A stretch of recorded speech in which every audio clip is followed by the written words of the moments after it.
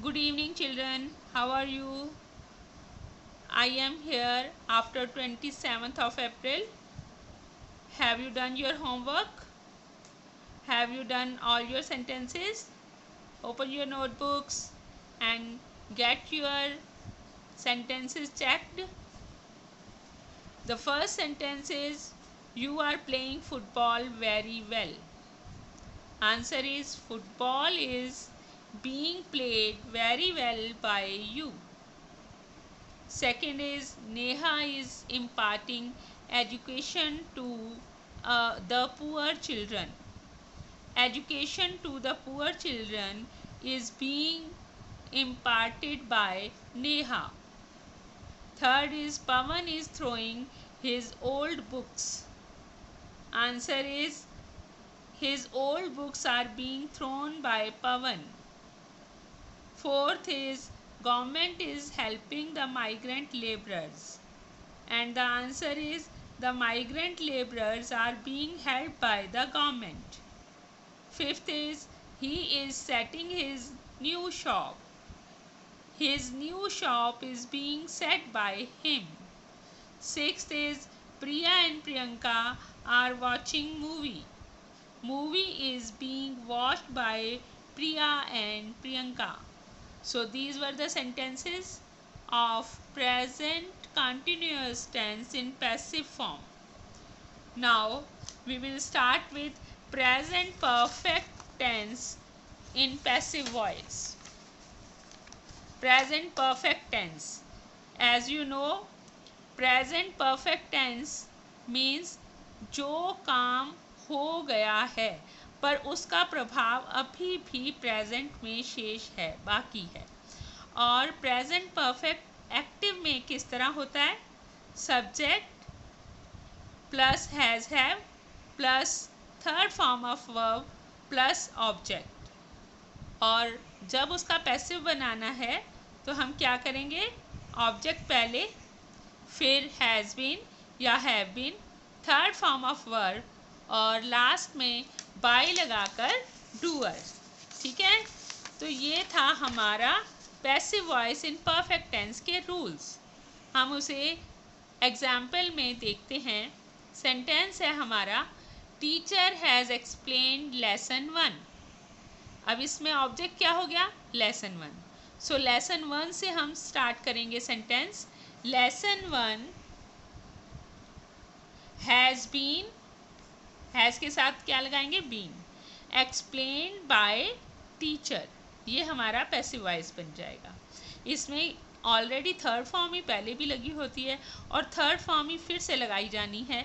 सिर्फ हैज़ और हैव के साथ बीन का लगाया जाना संभव होता है, बस उसी से हमारा काम चल जाता है. Radha and Sita have learn music. Passive में कैसे बनेगा? म्यूज़िक. अब म्यूज़िक जो है वो सिंगुलर है, सो हैव नहीं लगेगा. क्या लगेगा? Has. Yes, music has been learned by Radha and Sita. Now do these sentences in your notebook yourself. First is Geeta has plucked rose flowers. इसे हम कैसे बनाएंगे बेटा? खाली फ्लावर्स नहीं ऑब्जेक्ट, रोज़ फ्लावर्स ये ऑब्जेक्ट है. तो यहाँ से हमारा सेंटेंस शुरू होगा. Rose flowers have been plucked by Geeta. The officer has sent message to the staff. The staff has been sent message by the officers. My mother and father have bought books for me. तो यहाँ पर कौन सा object है? Books. और जो verb है वो क्या है? bought. तो सेंटेंस हमारा बनेगा books have been bought for me by my mother and father. They have learned driving. यहाँ बनेगा driving has been learned by them. तो ये कुछ सेंटेंसेस थे. मुझे उम्मीद है आप लोगों को सारा समझ आ गया होगा. और अब मैं आपको कल जो है मैंने डिटेल में तीनों टेंस अलग अलग से सिखाए हैं आपको। जो मैं नेक्स्ट आपको लेसन दूंगी उसमें अब मैं पास्ट एट ए स्ट्रेच ही सारा डील कर लूँगी और इसी तरह से फ्यूचर एक ही स्ट्रेच में डील कर लूँगी, क्योंकि अब आपको पता लग गया है कि ऑब्जेक्ट क्या होता है और आपको ये भी पता लग गया है कि वर्ब कहाँ पे है और हमें वो कैसे उठाना है, उसकी कौन सी फॉर्म यूज़ करनी है। उसी तर्ज पर उसी तरीके से सारे सेंटेंसेस बनते हैं। इसलिए नेक्स्ट बार अब हम एक एक करके टेंस नहीं उठाएंगे, 3 टेंस हम एक ही बार कर लेंगे। Now I am giving you exercise which have mix sentences of present simple, continuous and perfect tense.